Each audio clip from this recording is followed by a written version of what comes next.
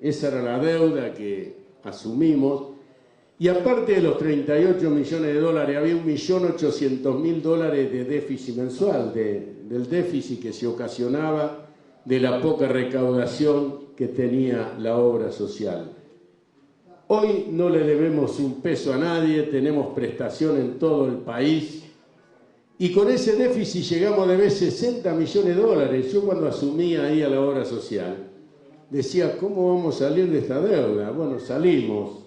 Y esto se hace administrando, ¿sí? Con perseverancia y sabiendo cómo hay que administrar los fondos. Por eso digo, compañeros, que la política tiene que ver con el país que tenemos. Si hoy tenemos crisis en el país económica, podemos echarle las culpas a la crisis económica mundial, pero acá venimos arrastrando una crisis económica desde el enfrentamiento gobierno-campo, campo-gobierno, ¿sí?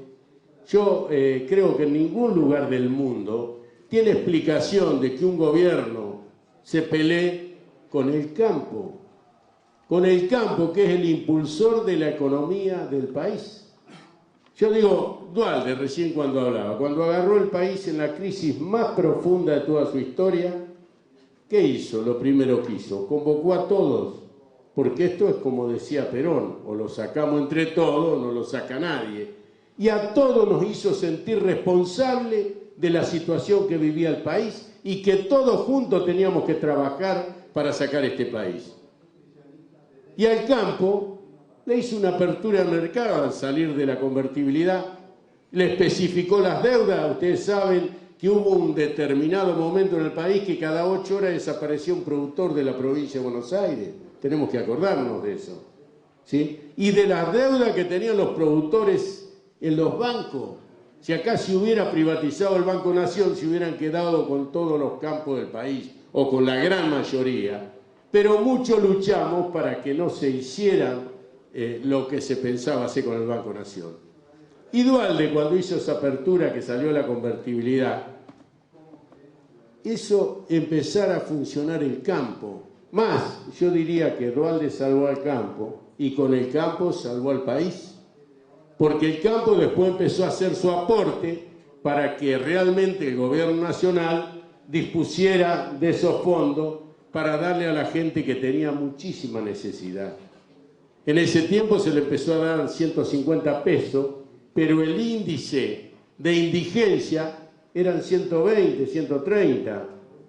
Hoy el índice de indigencia son 600 a lo mejor y se le siguen dando los 150 pesos.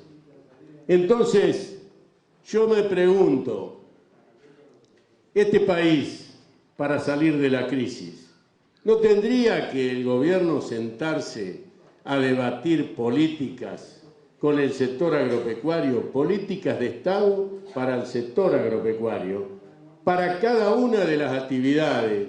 Nosotros los trabajadores sabemos cuando viajamos a través de la posibilidad que nos da el gremio, porque cuando viajamos es una posibilidad que nos ha dado el gremio, porque nosotros, si no hubiera sido por la organización gremial, nunca hubiéramos podido viajar.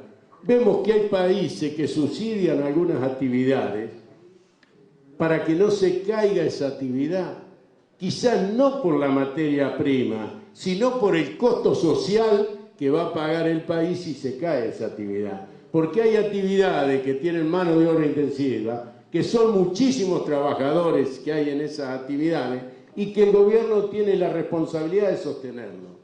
Acá, compañeras, compañeros, con este enfrentamiento campo-gobierno, las economías regionales son las que más han sufrido esas consecuencias. ¿Por qué han sufrido esas consecuencias? Porque cuando se aplica esta desmedida retenciones, ¿qué pasa con esa política que se llevó adelante? Un pequeño productor que se quedó sin rentabilidad, que no puede pagar sus insumos en dólares, obligadamente tiene que arrendar el campo. ¿Y a quién le va a arrendar? A los pools de siembra.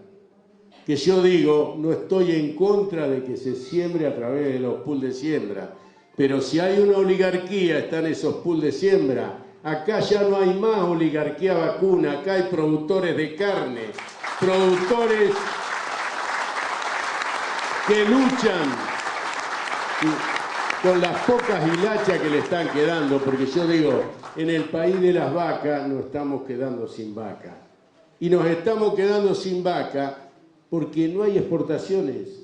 Porque acá, cuando realmente la carne tenía rentabilidad y en el mostrador tenía un precio que podíamos comprarla, se paró las retenciones. Acá, para bajar los costos internos, paramos las exportaciones. Estamos equivocados. Acá, para bajar los costos internos, tenemos que duplicar la producción. De esa manera se bajan los precios.